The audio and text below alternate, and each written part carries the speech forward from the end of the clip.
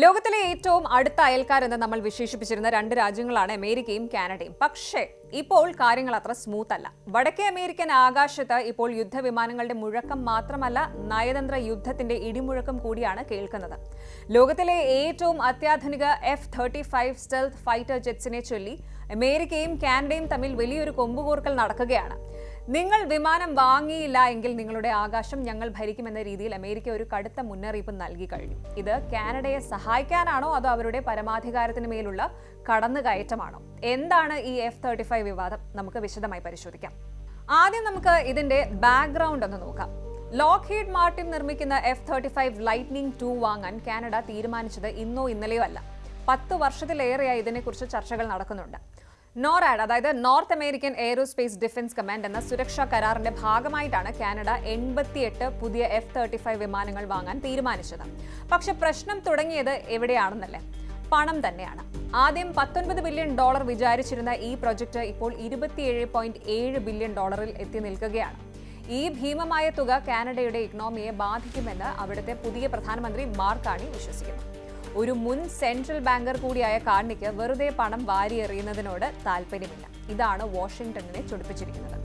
ഈ തർക്കം പരസ്യമായത് സ്വിറ്റ്സർലാൻഡിലെ ദവോസിൽ നടന്ന വേൾഡ് ഇക്കണോമിക് ഫോറത്തിലാണ്. അമേരിക്കൻ പ്രസിഡന്റ് ഡൊണാൾഡ് ട്രംപും മാർക്ക് കാർണിയും തമ്മിലുള്ള ആ ഒരു ഐഡിയോളജിക്കൽ ക്ലാഷ് അവിടെ പ്രകടമായിരുന്നു. ട്രംപിന്റെ നയം എപ്പോഴും അമേരിക്ക ഫസ്റ്റ് എന്നാണ്.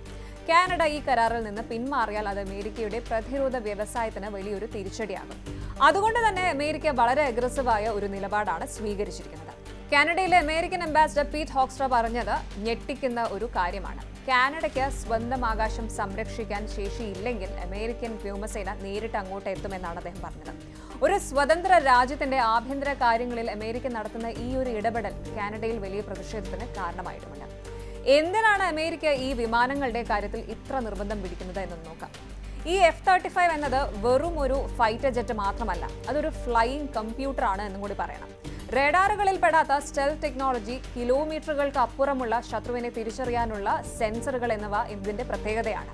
അമേരിക്കയും കാനഡയും ഒരേ വിമാനം ഉപയോഗിച്ചാൽ മാത്രമേ നോറാഡ് സിസ്റ്റം പെർഫെക്റ്റ് ആയിട്ട് വർക്ക് ചെയ്യൂ എന്നാണ് വാഷിംഗ്ടണിന്റെ വാദം.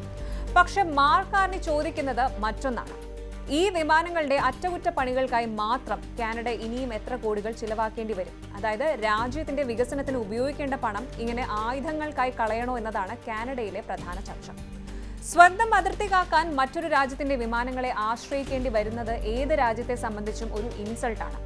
അമേരിക്കൻ വിമാനങ്ങൾ കാനഡയുടെ ആകാശത്ത് പാട്രോളിംഗ് നടത്തുക എന്ന് പറഞ്ഞാൽ അതിന്റെ അർത്ഥം കാനഡ അമേരിക്കയുടെ ഒരു ഉപഗ്രഹമായി മാറുന്നു എന്നാണ് പല അനലിസ്റ്റുകളും പറയുന്നത്.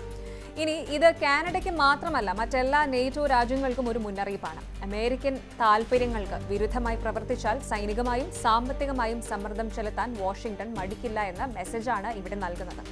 ഇവിടെ ട്രംപിന്റെ താരിഫ് ഭീഷണികൾ കൂടി ആയപ്പോൾ കാനഡ ശരിക്കും ഒരു വലിയ സമ്മർദ്ദത്തിലാണ്.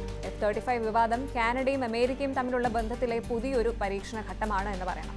സുരക്ഷയും സാമ്പത്തിക ലാഭവും തമ്മിലുള്ള പോരാട്ടത്തിൽ ആര് ജയിക്കുമെന്ന് കാത്തിരുന്ന് തന്നെ കാണേണ്ടി വരും. കാനഡയ്ക്ക് അതിന്റെ ആകാശ പരിധിയിൽ പൂർണ്ണ നിയന്ത്രണം നിലനിർത്തണമെങ്കിൽ ഈ വലിയ തുക ചിലവഴിക്കേണ്ടി വരും.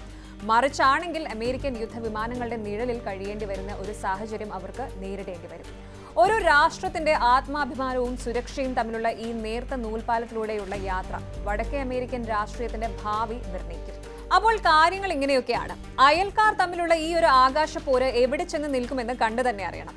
മാർക്ക് കാർണി അമേരിക്കയുടെ ഭീഷണിക്ക് വഴങ്ങി ഈ ഭീമമായ തുക ചിലവാക്കുമോ അതോ കാനഡ സ്വന്തം വഴി കണ്ടെത്തുമോ? അമേരിക്കയുടെ ഈ നേരിട്ടുള്ള ഇടപെടൽ അന്താരാഷ്ട്ര തലത്തിൽ വലിയ ചർച്ചകൾക്ക് വഴിവെച്ചിട്ടുണ്ട്.